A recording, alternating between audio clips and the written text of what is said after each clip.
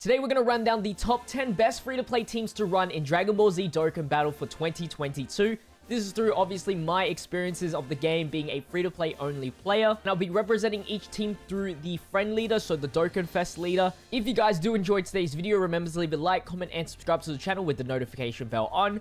But let's get started with the list here. Starting things off, we have the first form AGL Cell team, essentially being the leader of the Android Cell Saga. I think it's still a very solid team. I think Android Cell Saga team is pretty good. However, it is a very specific team versus specific scenarios, just because of the nature of AGL Cell having to verse multiple enemies to get his benefits through the early stages until you get to the perfect form Cell. So that's a big problem with the team.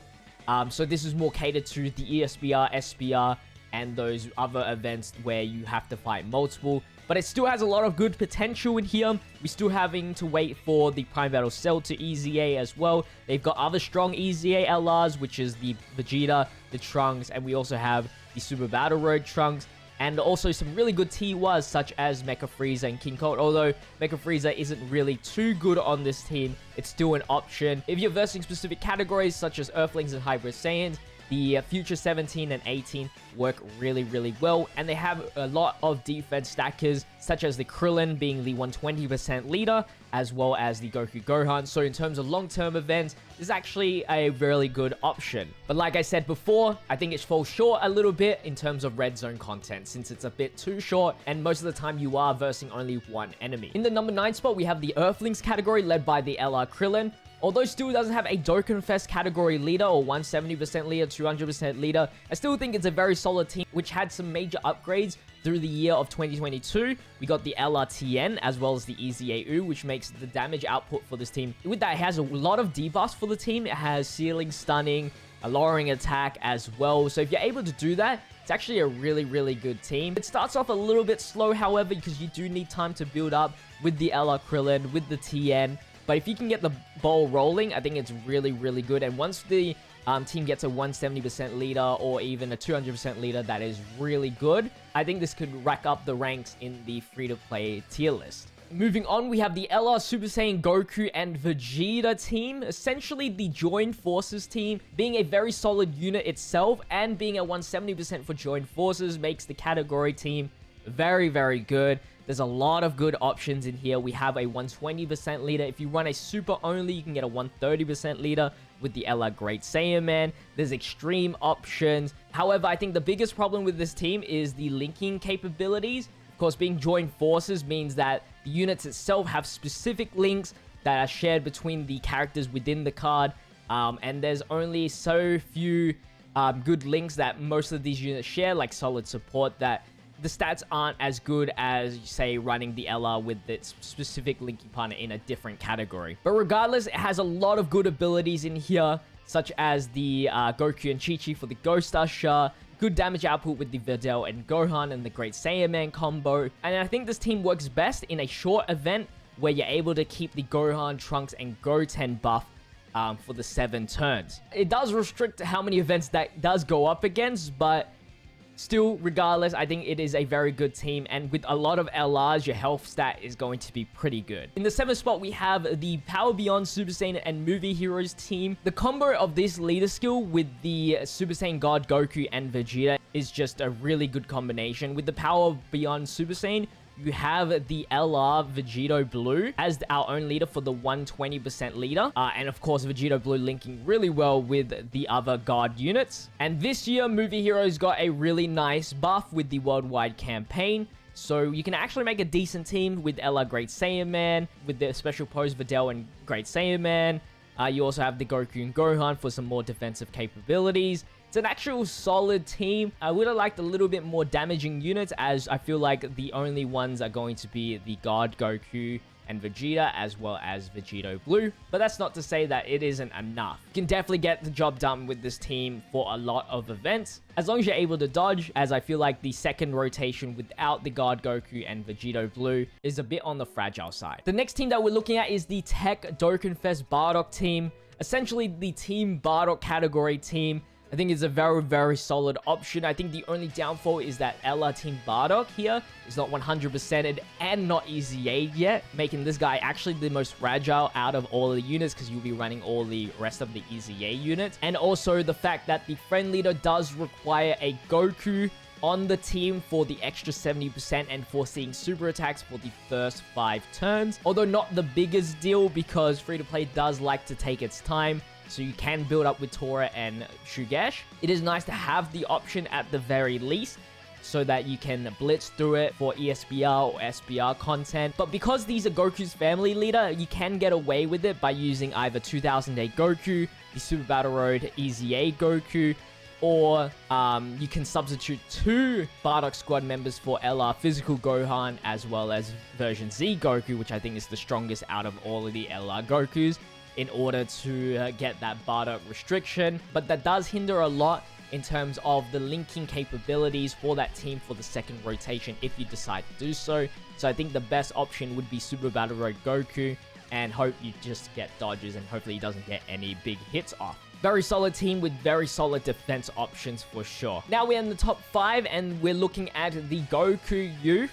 With 3 categories to be the leader skill of, you have so much flexibility with this guy that it is actually an insane team. Mainly focusing on the youth category, you have the 130% leader with the actual character requirement for the Dokkanfest Goku, since you just need a Bulma youth in the name. I think that's one of the hardest requirements for this team.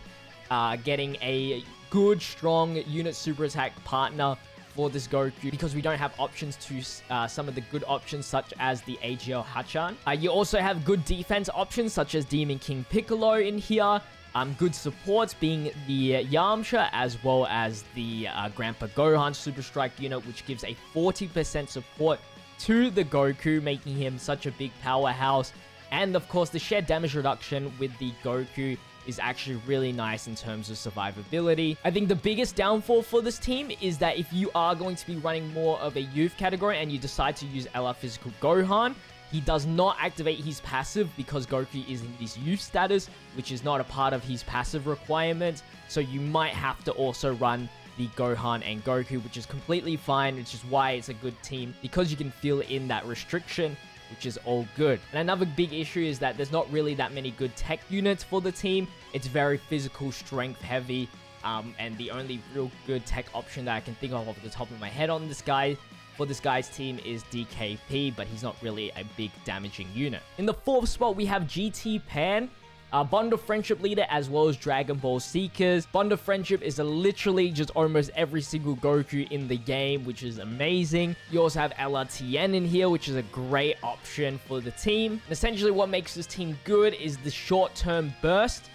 Pan is just really, really, really strong, and you're able to get a linking partner with her with the GT free-to-play Super Saiyan Goku. I think the biggest issue is definitely it is not that tanky. You want to end the battle within the first Dokkan mode, or else you're going to be in big trouble, because by then, GT's Goku buffs is going to disappear. But you cannot deny how strong it is for the first 7 turns, which is why this team is really good when it comes to Ultimate Red Zone content. Now we're on the top 3, which is going to be the Wicked Bloodline with the Worldwide Campaign. You got all the EZAs for the Metal Coolers, which are just so good together. Of course, having like perfect links. Once you get them linked level 10, they're going to be really, really strong and great. Very consistent. I think one big issue, however, is maybe first slot units is a bit of an issue. But because of how flexible Wicked Bloodlines can be, you don't have to always run Metal Coolers. You can run the Int Frieza if you're versing a Goku, for example, or stack up with the Tech Cooler.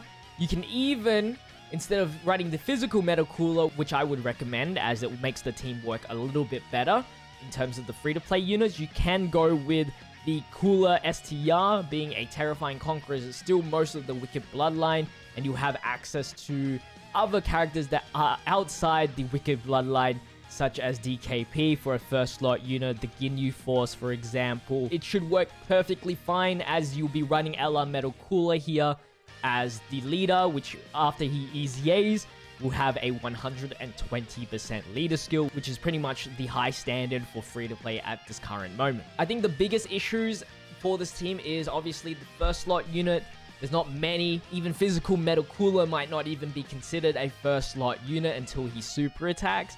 He does have the revive, which is nice, but when it comes to super attacks in red zone, can be a little bit scary. And also the Metal Cooler's downfall being that they really need a lot of orbs, so that's just another RNG factor. Damage is pretty good though, so I have no complaints over there, and the flexibility is quite nice. Now next up is the Ginyu Force. I think they're a little bit of a better team. I think AGL Ginyu, in terms of being in a free-to-play environment, is a lot better. You can stack him up to be a first slot unit. When he transforms, he can start doing a lot of damage and out-damaging some of the previous teams solo. And you just cannot deny the fact that they have two of the best LRs in the team that support as well the whole entire team for 50%. Which is something that the Metal Cooler team does not have. I think the biggest drawbacks for this team is that some of the Ginyu Force members are not as strong as some of the Metal Cooler team members, such as Berta. You kind of need to, you know, force yourself to put him in the main rotation to tank very well, or get him a lot of orbs, which might be a little bit difficult. And then you have Raccoon, which is just an RNG factor character, which is very annoying, because if he doesn't activate guard at the start, he's just dying instantly. His defense stat is just really, really low. And I would consider the team being a little bit too strong for Captain Ginyu to stack up in terms of red zone. That can be an issue, right? If you're wanting to stack defense a lot, you're doing so much damage that by the time you've stacked up enough defense for the current turn, you're on the next phase, which you need to stack up more defense so that you can take double-digit damage. It's kind of an issue. But if you can risk it and transform early and get the dodges, then you don't need to worry about defense, I guess, right? So yeah, Ginyu team is the second best. Now, the best is definitely going to be Bond of Parent and Child and Future Saga, which is led by the Super Saiyan God, Vegeta, and Trunks. Maybe not the strongest out of the entire Dokkan Fest list that we have gone through, but the guard, the stacking defense is just too good, and the flexibility of Bond and Parent of Child is just too good. The roster is completely huge. Essentially, Vegeta's family and Goku's family combined, which is why I didn't put the Goku's family and Vegeta's family on the list, because you can just switch out the friend leader for, you know, whatever family you want to go with. There's endless possibilities, and there's always going to be more possibilities in the future compared to, say, the Wicked Bloodline as well as the Ginyu Force, which are very stagnant. We haven't gotten a new unit for that for quite some time. Not only that, they probably are the most defensive options for the beginning of the battle. So you have LR Physical Gohan in here, Pan, and then you have version Z Goku for some extra damage output as well. It sacrifices a lot of attack for damage, but you do have the option to run the best free-to-play unit, which is LR Vegito Blue on the team, which will always have type neutral damage at the very least, linked up with the Vegeta and Trunks. And of course, he can stack attack and defense, which is very, very nice. So that's my top 10 free-to-play teams for Dokkan Battle in 2022. Let me know your thoughts in the comment section down below. Did I forget a team? I could only fit 10, but I think I picked the right 10. Make sure to leave a like, comment, and subscribe to the channel with the notification bell on. I'll see you guys in the next one. Until then, stay healthy, stay safe, stay fizzy. Peace out.